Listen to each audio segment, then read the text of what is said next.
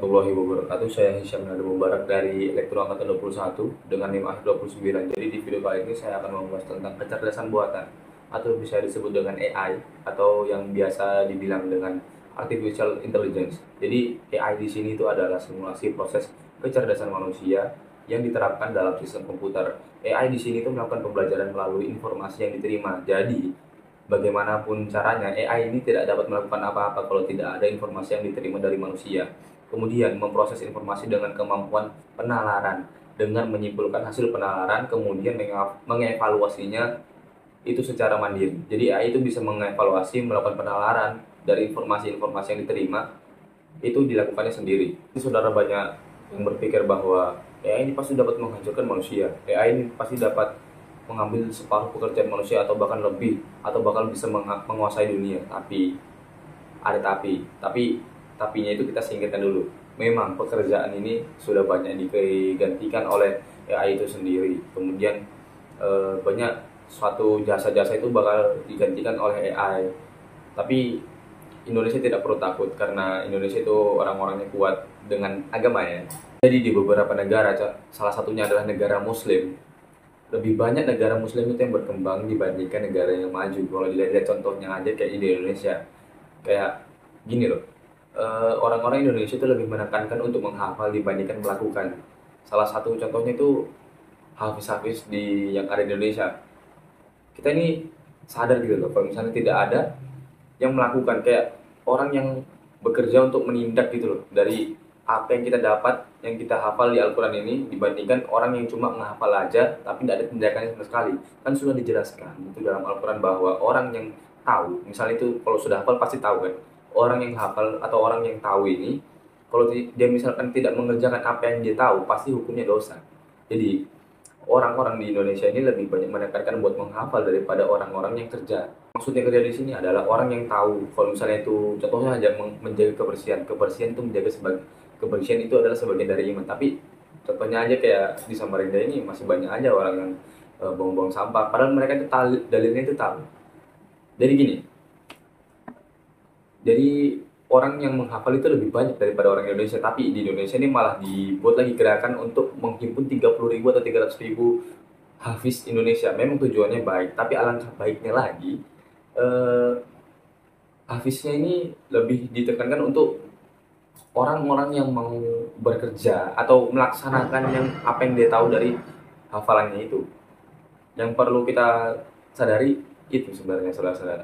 Jadi ada lagi contoh kecilnya, misalnya rata-rata orang kita jujur aja di sini, rata-rata orang guru ngaji di Indonesia itu menekankan bahwa ngapain kamu belajar fisika, ngapain kamu belajar kayak komputer-komputer, ngapain kamu belajar matematika, ujung-ujungnya juga toh udah dipakai di surga. Tapi gini loh saudara, orang belajar itu pasti bakal ngajarin lagi orang yang di bawahnya. Jadi orang yang tahu apa yang dia pelajari pasti bakal diturunin lagi ke bawah-bawahnya. Jadi ilmu itu bakal turun menurun. Jadi eh, orang yang belajar pasti orang yang tahu. Orang yang tahu pasti bakal menyebarkan ajarannya. Orang yang menyebarkan ajarannya pasti dapat berdampak luas bagi orang yang diajarkan dan temurun-temurun. Jadi bisa dibayangkan saudara, kalau misalnya orang yang lebih belajar gitu diterapkan baru ngasih tahu ke orang-orang, dampaknya ke Indonesia itu bakal lebih maju atau gimana gitu. Indonesia tidak perlu takut kalau semisal AI ini bakal nyerang Indo ataupun Indo bakal bikin lebih AI itu lebih banyak. Kita tidak perlu takut, orang kecerdasan buatan aja ya. Kita skip bahas yang itu, lanjut ke pembahasan apakah manusia akan hancur dengan adanya AI ini. Jadi maksud saya yang hancur di sini tuh bukan sepenuhnya manusia, tapi orang-orang yang bekerja, kayak orang-orang yang bakal diambil pekerjaannya oleh AI ini. Jadi contohnya kayak pekerja yang berat, pekerja kasar ataupun kerja industri kreatif, contohnya kayak orang yang kerja di pabrik susu-susu yang biasa buat kaleng, buat nyatok-nyatok, itu sekarang sudah bisa digantikan oleh robot. Kemudian ada sekarang AI itu bisa buat musik dalam 5 menit, bikin buku dalam 24 jam. Kemudian wajah saya ini bisa diubah. Wajah saya ini bisa diubah jadi kayak bentuk-bentuk avatar warna biru ataupun kayak astronot dengan AI itu. Jadi contohnya kayak musisi penulis buku, pelukis, itu bisa digantikan semua pekerjaannya oleh AI, tapi tergantung lagi oleh manusianya itu. Orangnya itu bisa nggak bersaing dengan AI yang telah dibuat dengan sedemikian rupa, yang dimana kita bisa tahu ini AI ini sulit betul buat, kalau misalnya dia sudah sempurna sulit sekali cari kecacatannya. Contohnya aja kayak orang yang ada dulu dibahas oleh dosen saya itu, yang orang mencatur oleh AI itu orang juara dunia padahal kan, tapi dia bakal kalah sama AI karena begini saudara-saudara, otak manusia ini didesain sedemikian rupa secara biologis, tidak untuk mengingat secara penuh apa yang telah dilakukannya. Jadi bakal kalah sama AI yang tidak ada unsur biologisnya. Bisa diambil dari logika seperti itulah kira-kira. Masuk di sini saudara, tentang pemain catur yang kalah itu adalah Garry Kasparov yang main di 12 Mei 1997, kalah sama komputer IBM Deep Blue. Kalah telak itu. Itu tapi ada konspirasi kalau misalnya si Garry Kasparov ini ngakui kekalahannya itu biar dibayar. Karena hadiahnya itu lebih tinggi daripada kemenangan biasanya. Ada konspirasi seperti itu yang bisa menaikkan derajatnya AI ini biar bisa dipakai di masa depannya. Begitu. Tapi kalau menurut saya sih kayaknya itu menangnya kebetulan ya. AI ini dapat menghancurkan manusia atau tidak itu tergantung dari individu dari manusianya itu sendiri.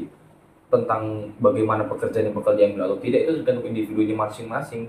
Manusia ini bakal berkembang atau tidak ya tergantung individunya masing-masing, tergantung dari individunya ini mau belajar lebih atau tidak. Karena AI ini bakal muncul, bakal bisa menguasai pekerjaan manusia apabila dia diberi oleh track record oleh manusia yang lain dengan kesadarannya, dengan kesadaran yang dari AI tersebut. Jadi dunia ini bakal hancur tergantung dari AI-nya itu bisa atau enggak. Karena faktor paling penting yang harus dimiliki AI ini adalah kesadaran yang betul-betul dimiliki oleh manusia. Yang dimana manusia juga itu kesadarannya bakal beda-beda. Ada yang sadar tentang hal ini, ada yang tentang hal itu.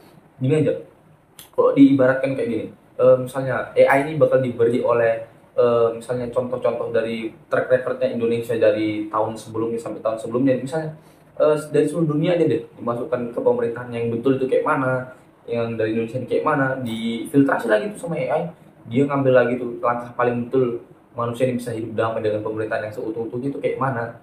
Itu kalau misalnya AI bisa nyampe dari situ itu suatu hal yang menakjubkan, tapi tergantung lagi dari AI-nya itu memiliki kesadaran apa enggak. Bisa dibayangkan kalau misalnya AI ini kan ada yang itu tuh, contohnya di militer. Kayaknya zaman sekarang itu AI itu bisa ke militer lagi. Jadi ada di robot itu contohnya kayak bisa mengurangi pasukan tentara bahkan.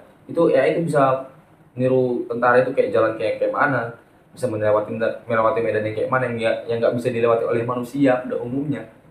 Seperti itu, lebih keras, lebih tahan peluru, lebih susah sakit begitu. Gimana kalau misalnya itu digabungin jadi satu, misalnya militer digabung jadi satu, yang dimasuki dengan apa, eh, sistem-sistem pemerintahan yang harusnya yang dimiliki AI itu, yang bisa buat manusia maju. Jadi dia bisa bikin AI, kemudian dimasukkan nalar yang dimiliki logika yang lebih baru, dibuat lagi masa AI itu lebih banyak, itu kemungkinan besar bisa menginvasi manusia seutuhnya. Kalau menurut saya seperti itu. Kembali lagi ke manusianya, tapi manusianya bisa memasukkan kesadaran seperti itu ke AI atau tidak, ya who knows, wallahu alam. Tapi tergantung dari manusia masing-masing. Kalau menurut saya sih sulit, bahkan tidak mungkin. Jadi sekian, undur diri. Hisyam Nada Mubarak. Wassalamualaikum warahmatullahi wabarakatuh. Izin kabur.